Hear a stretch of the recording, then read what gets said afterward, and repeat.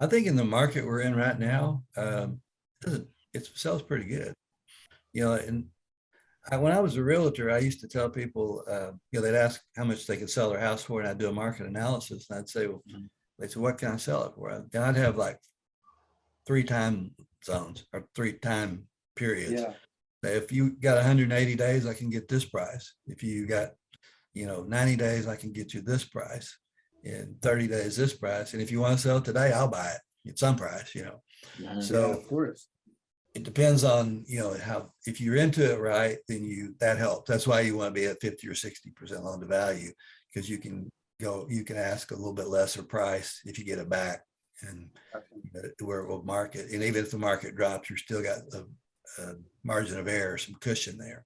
So land can tend to sell slower. Sometimes it can sell faster if mobile home lots are really difficult to find these days. True. So if you you're right. buy a note on a mobile home lot, there's probably somebody standing in line wanting to buy it, or you can go to dealerships and different people. And like Nathan said earlier, the next door neighbor is sometimes a good prospect, their best prospect probably is the next door neighbor.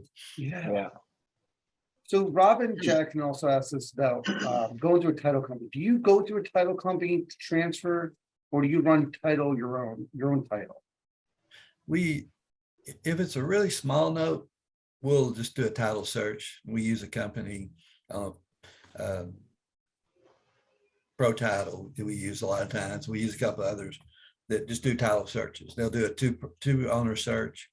If it's a $5, $10, $20,000 note, we probably are not going to buy title insurance and spend $1,000 or $2. The economy of scale is just not there. But if it's a larger note, then we always get a lender's policy. If it's a contract for deed, we get an owner's policy. It just depends on the size of the note and or the contractor.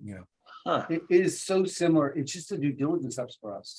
Yeah, it's very similar. You just got to make sure that that the collateral's there, and that you have access. There's no major hazardous waste problems. You're not in a wetland. Of course, you do that if you're checking a house too. It could be in a flood zone. Or could possibly be. You have to get flood insurance. But sometimes with land, you can get it removed from you can go to the Corps of Engineers, and we had that happen on some land we bought where we got it removed and it was worth a lot more money. That's no guarantee, and it takes some work, but there's potential for that. Very interesting. So, I mean, you've been doing this for a little while now. So, I mean, you've been around the block a couple of times. You've seen a couple of cycles. Where do you think we are in this cycle? Like we've got our own opinions, but for somebody that's seen cycles come and go. Well, I saw the Jimmy Carter 22% interest rate era, and it was different than 2008 because we didn't have the high interest rates. Right. Now we're, I remember in 1990, 2 or 3, I can't remember exactly, a friend of mine called me, it was a realtor, and he said, you're not going to believe this, but you can get a 10% fixed rate 30-year loan. I said, no, nobody can do it that cheap. And so back then, it's all in perspective to the, what you're used to. We get used to something. So now everybody's, 6% is terrible. At that time, we would have thought, no, there's no way. But it's hard to compare each cycle because the variables are different. And right now we've been through a period of inflation, which we're still in, with lower interest rates, but the rates are going up. And I don't know. It's hard to.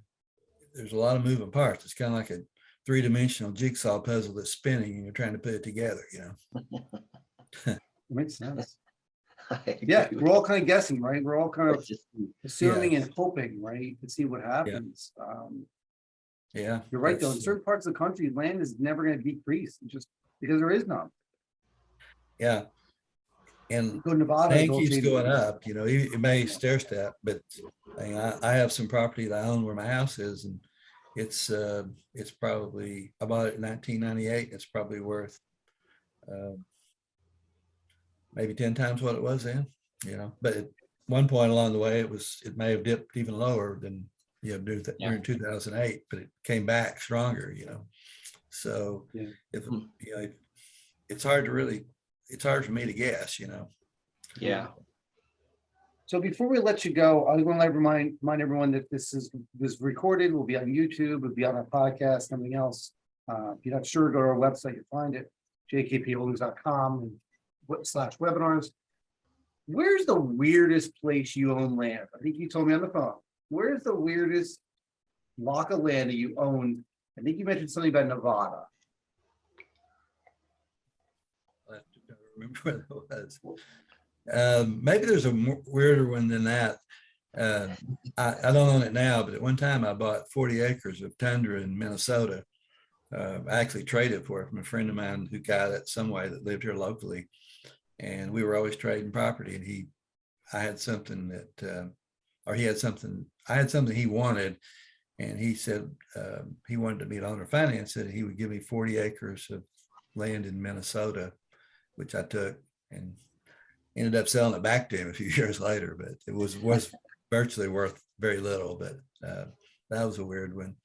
I can't remember the one that I told you about now. You see, it's a square mile in Arizona, Nevada, or something like that. It just, Nevada's a weird state where it's all sand. Like, why would you buy something? Like, every lot of land is owned somewhere by somebody. Mm-hmm. Yeah, probably because of the price. It probably was really cheap. But, I'm guessing. But I will tell you one quick story if you have time. I bought back in 2010. I bought a pool of vacant lots from a bank, and my son-in-law was working for me, and he was going to be teaching in Dallas for he's got a college. He went to work for Teach for America, where he was going to teach in the inner city for 2 years, and he went down to apply for his job, or to talk about his job interview. And I asked him if he would go by and look at this property in Alvarado. It was supposed to be a half-acre vacant lot. When we came back, there was like 10 lots that we bought in this package. When we came back, he said, it's not a vacant lot, it's a double wide. And it's actually pretty darn nice. So we bought this 10 lots from the bank. And at that time, they were going so fast and so crazy, they didn't really know what they had. And they threw in this one that had a mobile home on it that was double wide on a half acre. Anyway, they bought it from me for what I paid for it, which was $2,500. And because it was my daughter and son-in-law. Anyway, we all worked on it that summer. And then when they left 2 years later, they sold it for $60,000. Good for them. That was kind of a unique situation. It wasn't really vacant land, but it was presented that way. So yeah, sometimes you just get lucky, Yeah. Yes, we do. Awesome. Well, that's awesome. Steve, I appreciate you coming on and explaining this weird world of land notes. And I see it and I avoid it, but now I'm gonna start looking at them and seeing what kind of, if it's near a good street or if it's inside a mobile home park. I'd be interested to kind of dive into that. You're right. Mobile homes become such a big part of the investment world now. It's a blank lot inside of a mobile home park. You never know what's on it. In a rural area, and it's an acre, and it's got a septic tank, and it's got water, and it's power. Been set up for a mobile home, or it's potentially could be set up. It's got value there that's that makes it worth a lot more than if it didn't have that potential for a mobile home to be set up. It doesn't have to be in a mobile home park. It could be out in a rural area. Yeah. Oh, that's great. Yeah, appreciate the information. This has been really good. Steve, I appreciate coming on, spending time with us on this Friday afternoon, and keep on letting us know. We'll share your information with everyone out there. If you have any questions inside the form, once you fill it out, you'll get an email automatically from our trade desk with Steve's information, phone number, and email address. If you have any questions about it, feel free to reach out to Steve. And Steve, again, I appreciate you jumping on, spending an hour with us on this Friday afternoon, and we hope to hear from you soon again. All right. Thank you. Likewise. You bet. Happy Good Friday, everybody. Really good question. Yes. Have a good Easter for those who celebrate Easter.